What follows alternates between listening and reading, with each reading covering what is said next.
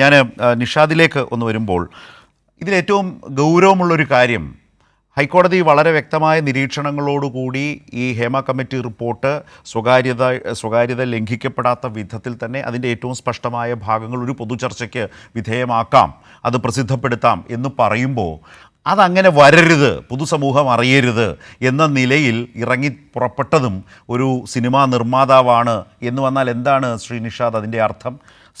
നേരത്തെ commission chairperson സൂചിപ്പിച്ചതുപോലെ നിർമ്മാതാവ് സജിമോൻ പാറയിലാണ് ഇങ്ങനെ പോയി ഹൈക്കോടതിയോട് പറഞ്ഞത് ഇത് പ്രസിദ്ധീകരിക്കുകയേ ചെയ്യരുത്. എന്താണ് അതിൻ്റെ അർത്ഥം? ആരുടെ പ്രതിനിധിയാണ് ഈ ഹർജിക്കാരൻ? മലയാള സിനിമയിലെ ആരെയാണ് ഈ ഹർജിക്കാരൻ പ്രതിനിധാനം ചെയ്യുന്നത്? അതെ, ഈ ആദ്യമായിട്ട് ഈ ഒരു കമ്മിറ്റി രൂപീകരിച്ചതിന് സർക്കാരിനെ അഭിനന്ദിക്കുകയും അതോടൊപ്പം തന്നെ സർക്കാർ എടുത്ത ഒരു സ്റ്റാൻഡിനെ അതേപോലെ അംഗീകരിക്കുകയും ചെയ്തിരിക്കുകയാണ് ബഹുമാനപ്പെട്ട കോടതി. അപ്പോൾ സ്വാഭാവികമായിട്ടും ഹേമ കമ്മിറ്റി റിപ്പോർട്ട് പുറത്തു വരട്ടെ, അത് പ്രസിദ്ധീകരിക്കാൻ തയ്യാറാണെന്ന് സർക്കാരും ആവശ്യപ്പെട്ടു. അതിൻ്റെ അകത്തുള്ള പ്രശ്ന പരിഹാരങ്ങൾ എന്തൊക്കെയാണ് അതും പ്രസിദ്ധീകരിക്കണമെന്ന് പ്രസിദ്ധീകരിക്കാൻ സർക്കാർ മുന്നോട്ട് വരികയാണ്. ഈ സജിമോൻ പാറയിൽ എന്ന് പറഞ്ഞൊരു നിർമ്മാതാവിനെ പറ്റി എനിക്കത്ര അറിയത്തില്ല. ഞാൻ 10-25 വർഷം ഈ ഇൻഡസ്ട്രിയിലുള്ള ആളാണ്. അദ്ദേഹം എടുത്ത സിനിമകൾ ഏതാണെന്ന് എനിക്കറിയില്ല. അദ്ദേഹത്തിന് അതുകൊണ്ട് എന്തെങ്കിലും ഈ ഹിഡൻ അജണ്ട ഉണ്ടെങ്കിൽ അതെന്താണെന്നും എനിക്ക് മനസ്സിലായിട്ടില്ല. സത്യം പറഞ്ഞാൽ ഈ ഹേമ കമ്മിറ്റി എന്ന് പറഞ്ഞാൽ ഇത് ഒരു അല്ല, അവിടെ ശ്രീ നിഷാദ് അത് കുറെ കൂടി ദുരൂഹമല്ലേ അപ്പോൾ കാര്യങ്ങൾ? Gender inequality. അപ്പോൾ പിന്നെ ഒരു നിർമ്മാതാവിന്റെ വേഷമണിഞ്ഞ് അല്ലെങ്കിൽ നിർമ്മാതാവാകാം, നമ്മൾ അറിയാത്തതാകാം. അപ്പോൾ പിന്നെ എന്താണ് അതിന് പിന്നിലെ താല്പര്യം? ആർക്കൊക്കെ വേണ്ടിയാണ് അങ്ങനെ ഒരു ഹർജിക്കാരന്റെ വേഷം ആർക്കെങ്കിലും വേണ്ടി കെട്ടിയാടിയതാണോ എന്ന ഒരുപാട് ചോദ്യങ്ങൾ വരാം. കോടതി തന്നെ പറഞ്ഞിട്ടുണ്ട് ഇക്കാര്യങ്ങൾ. ഈ കോടതി ഹർജി തള്ളുമ്പോൾ വളരെ കൃത്യമായി അത് പറഞ്ഞിട്ടുണ്ട്.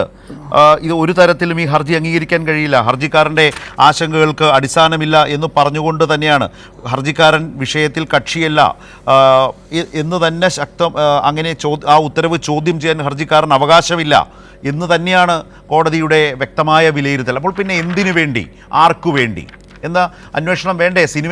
സിനിമാ രംഗത്തുള്ളവരും അത് ആലോചിക്കേണ്ടതല്ലേ? ഇവിടെ മോശമാകുന്നത് മലയാള സിനിമ തന്നെയല്ലേ അതോടുകൂടി?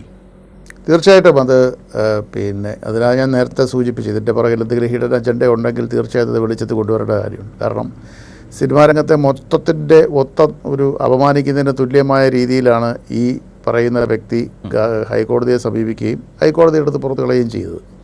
അപ്പോൾ അതിൻ്റെ പുറകിൽ എന്തെങ്കിലും അജണ്ട ഉണ്ടെങ്കിൽ അത് വെളിച്ചത്ത് കൊണ്ടുവരേണ്ടതാണ്. അത് സിനിമാ രംഗത്തുള്ള സംഘടനകളിലെ തലപ്പത്തിരിക്കുന്നവരും സംഘടനകളും ആലോചിച്ചിട്ട് ഇത്തരം ആളുകൾ എന്തർത്ഥത്തിലാണ് ഇതുപോലുള്ള കാര്യങ്ങൾക്ക് മുന്നോട്ട്, അതാരെങ്കിലും ഭയപ്പെടുന്നുണ്ടോ? അങ്ങനെയുണ്ടെങ്കിൽ അത് മൊത്തം സംശയത്തിൻ്റെ മുൾമുനയിലൊരു സമൂഹത്തെ ആകെ, ഒരു സിനിമാ രംഗത്തുള്ള ഒരു തൊഴിൽ മേഖലയെ ആകെ നിർത്തുന്നില്ലേ? ഇത്തരം ചോദ്യങ്ങൾക്കൊക്കെ മറുപടി കിട്ടേണ്ടതായിട്ടുണ്ട്. പിന്നെ നമ്മൾ മനസ്സിലാക്കേണ്ട ഒരു കാര്യം എന്നുള്ളത് ഇതൊരു വലിയൊരു വ്യവസായമാണ്. സിനിമ ഒരു ഇൻഡസ്ട്രി ആയിട്ട് ഡിക്ലെയർ ചെയ്തിട്ടുണ്ടോ എന്ന് ചോദിച്ചാൽ ഇല്ല എന്ന് പറയേണ്ടി വരും. പക്ഷേ അതൊരു വലിയ വ്യവസായമാണ്. ഒരുപാട് പേർക്ക് തൊഴിൽ കൊടുക്കുന്ന ഒരു വ്യവസായം തന്നെയാണ് സിനിമ ഇൻഡസ്ട്രി എന്ന് പറയുന്നത്. ഒത്തിരി പേര് കഴിയുന്നുണ്ട്. ഒരു സിനിമ നടക്കുമ്പോൾ ഏകദേശം ഒരു സിനിമ നിർമ്മിക്കുമ്പോൾ ആ നിർമ്മാണത്തിൽ പങ്കെടുക്കുന്ന അല്ലെങ്കിൽ ആ നിർമ്മാണത്തിൻ്റെ ഭാഗമായി ഏകദേശം 150ഓളം കുടുംബങ്ങൾ കഴിഞ്ഞു പോകുന്നുണ്ട്. അപ്പോൾ തീർച്ചയായിട്ടും ഇതൊരു വലിയ മേഖല തന്നെയാണ്. സിനിമാ രംഗത്ത് അനപരീക്ഷണീയമായ സംഭവങ്ങൾ വല്ലതും നടന്നിട്ടുണ്ടോ? അവിടെ ജെൻഡർ ഇനീക്വാലിറ്റി സംഭവിച്ചിട്ടുണ്ടോ? തൊഴിലിടങ്ങളിൽ സ്ത്രീകൾക്ക് വ്യക്തമായ വേതനം കിട്ടുന്നുണ്ടോ? അത്തരം കാര്യങ്ങളെല്ലാം ഈ കമ്മിറ്റി ചർച്ച ചെയ്തിട്ടുണ്ടെന്നാണ് എൻ്റെ വിശ്വാസം.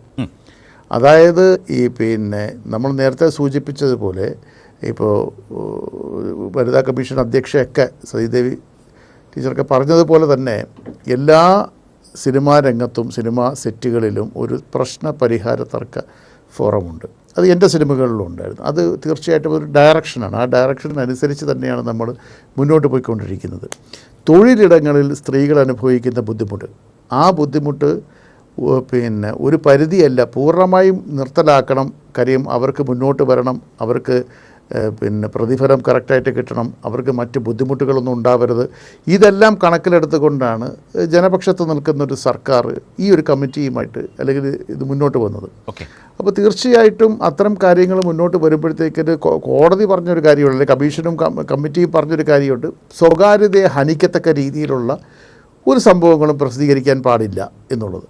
ആ സർക്കാരിൻ്റെയും കമ്മിറ്റിയുടെയും അതേ നിലപാട് തന്നെയാണ് കോടതിയും അംഗീകരിച്ചിരിക്കുന്നത്. പക്ഷെ താങ്കൾ പറഞ്ഞ ചോദ്യം വളരെ പ്രസക്തമാണ്. ഏതെങ്കിലും തരത്തിൽ ആർക്കെങ്കിലും ഇതിനകത്ത് എന്തെങ്കിലും അജണ്ടയുണ്ടെങ്കിൽ അത് ശരിയല്ല, അതിനെതിരെ ശക്തമായ നടപടി ഉണ്ടാവണം. അത് മുന്നോട്ടിറങ്ങേണ്ടത് സംഘടനകൾ തന്നെയാണെന്നാണ് എൻ്റെ വിശ്വാസം. റൈറ്റ്, തീർച്ചയായും അത് പറയുമ്പോൾ മലയാള സിനിമാ നിർമ്മാതാവ് എന്ന പേരിലാണ് ഈ ഹർജിക്കാരൻ അറിയപ്പെടുക.